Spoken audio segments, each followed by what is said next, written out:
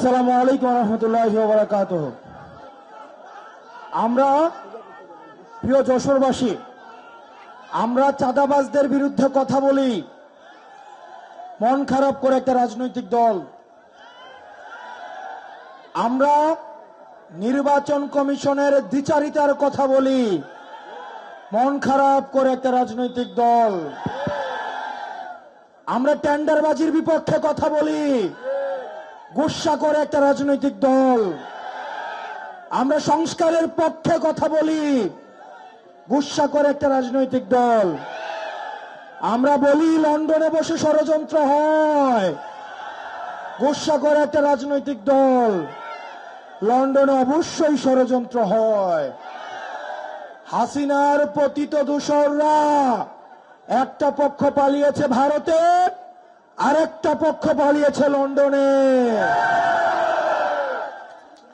সুতরাং যারা ফেসিবাদ বিরোধী রাজনৈতিক দলে যারা আছেন, আপনারা গুসা করেন না।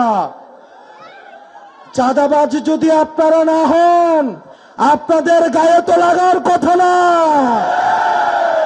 টেন্ডারবাজ যদি না হন, আপনাদের গায়ে তো লাগার কথা না।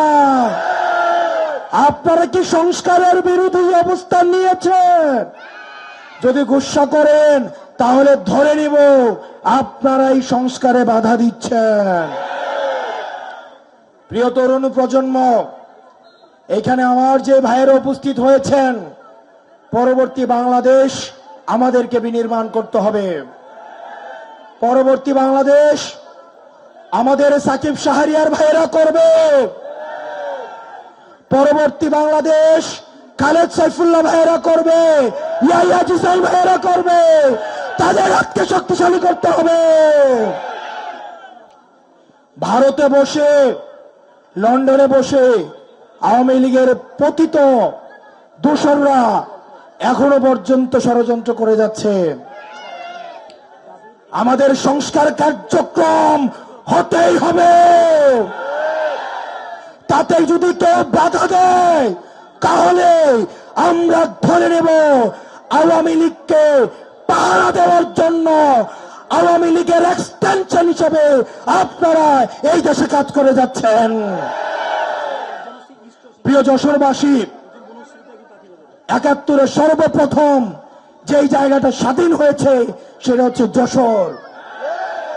আমরা যশোরে দাঁড়িয়ে বলছি, এই যশোর থেকে আমাদের সংস্কার, বিচার এবং নির্বাচন কার্যক্রমে নেতৃত্ব দিতে হবে। অত্যন্ত সুপরিকল্পিতভাবে এনসিপি কে নির্বাচন বিরোধী বানিয়ে দেওয়া হচ্ছে। আমরা এনসিপি সবচেয়ে প্রগতিশীল এবং নির্বাচনের জন্য সবচেয়ে যদি কেউ কথা বেশি বলে থাকে সেটা হচ্ছে এনসিপি। আমরা এনসিপি সংস্কার চাই, আমরা এনসিপি বিচার চাই, আমরা এনসিপি নির্বাচন চাই। আর একটা দল রয়েছে তারা কেবল নির্বাচন চায়। আমাদেরকে তিনটাই দিতে হবে। আমাদের সংস্কার দিতে হবে, নির্বাচন দিতে হবে, বিচার করতে হবে। তিনটাকে একসাথে করতে হবে। আর যারা শুধু একটাই চাচ্ছে তাদের দুর্বিসন্ধি রয়েছে। তারা নির্বাচনও চায় না, তারা বিচারও চায় না, তারা সংস্কারও চায় না। প্রিয় যশোরবাসী, আমাদের ঐক্যবদ্ধভাবে আমাদেরকে পরবর্তী বাংলাদেশের নেতৃত্ব দিতে হবে। পরবর্তী যেই সংকটগুলো ঘনীভূত হচ্ছে সেগুলোতে আমাদের একসাথে লড়াই করতে হবে। আমরা সে লড়াইয়ের জন্য প্রস্তুত আছি। আলেম সমাজ প্রস্তুত আছে।